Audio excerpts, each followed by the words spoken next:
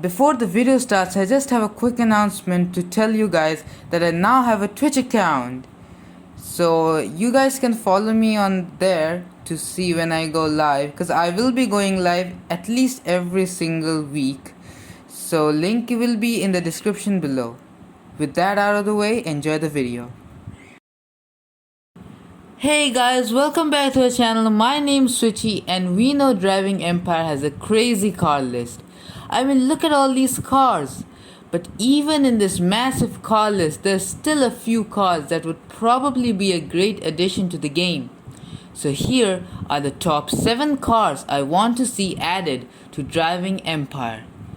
Before we get to the list, I just want to clarify a few rules that I made. Firstly, I won't include any cars which are definitely coming in future updates. Secondly, I won't include off-sale cars as those were already in the game at one point. Also, this list is completely subjective and based on my opinion. Also, this list is in no particular order. With that out of the way, let's get going. Number 1. Now it's pretty clear that Driving Empire has a lack of alphas. I mean, the only alpha in the game is a Giulia GT-AM, which is a pretty cool car in general, not gonna lie. So why not add another alpha? And why not add the 2005 Alfa Romeo Brera? It's got 197 horsepower, optional all-wheel drive, which makes it a fun, sporty hatchback. But undoubtedly the most unique thing is its iconic, timeless design. I mean, for a car that came out from 2005, it can beat modern supercars in design. So I think it's a cheap, fun, beautiful looking hatchback which is a must in Driving Empire. Number 2. The Dodge Neon SRT4 was Dodge's attempt at making a fun front-wheel drive sports car for young buyers who did not have much money to get their hands on something fun. It has racing bucket seats, 4 doors, plenty of trunk space. It also has a body kit which sets it apart from its rivals.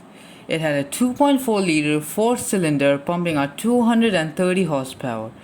It can do a 0 to 60 in 5.3 seconds. Yeah, needless to say, it is no slouch. So why not add it to Driving Empire? It can definitely be a pretty fun and cheap drag car.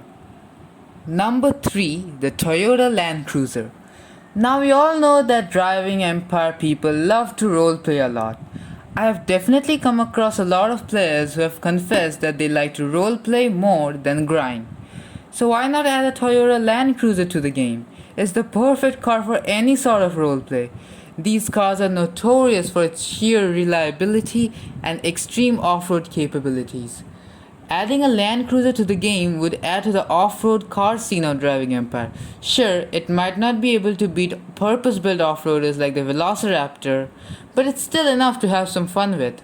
So this is why I feel one of these cars would add to the diverse car list of Driving Empire. Number 4. The GMC Vandura Police Transporter. Now it comes to no one's surprise that the police job in Driving Empire is kinda dumbed down.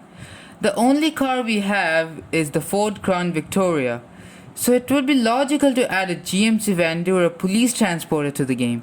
It adds to the roleplay as well, and the Vandura is also a decently sporty van which should also be fun to drive. So I feel like the addition of this vehicle would definitely lure people to buy the Police Game Pass. Number 5. The Mazda 787B. The Mazda 787B was the culmination of Mazda's rotary engine Group C cars. It was the first Japanese car to win the 24 Hours of Le Mans. So the real question is, why is it not a thing yet, Driving Empire devs? I mean, they probably don't watch my videos, but I'll still call them out, I guess. We have already seen cars like the Ford GT-LM, the McLaren Senna GTR, and the Ferrari 458 GT3 added to the game. So why not add such an iconic game-changing of a car into the game? Oh, did I forget to mention that it sounds absolutely heavenly? Take a listen.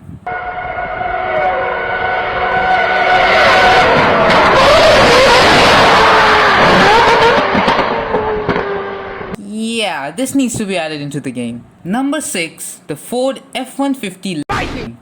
The Ford F-150 Lightning was a performance version of the regular F-150 powered by 351 cubic inch Windsor V8, producing 240 brake horsepower and 340 pound-feet of torque. It had modified suspension to make it feel a little bit sporty. Now, these numbers may not be too much in these days, but they were pretty good for a truck from 1995. It wasn't too heavy for a truck as well, so it was also a pretty fun driver's car. And finally, number 7, we have the Toyota Chaser JZX 100.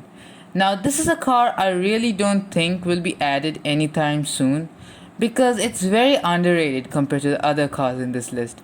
But this is my all-time favorite cars. It has a 1JZ borrowed from the Mark III Supra up front, rear-wheel drive, 4 doors, and plenty of trunk space to haul your family and their luggage while also beating supercars in the process. I mean, what's not to like about this car? It checks all boxes: practical, good-looking, fast, reliable, and decently fuel efficient. Did I also forget to mention that these are notoriously popular in the drift community? They're excellent drift cars, and that's one of the reasons why I want this car in the game. As I said, the possibilities of this car coming into the game is very less, but if it does come into the game, it would make me happy. And that wraps it up for the video, guys. Hope you did enjoy. If you did, be sure to slap a like, maybe even subscribe. And I'll see you guys in the next video.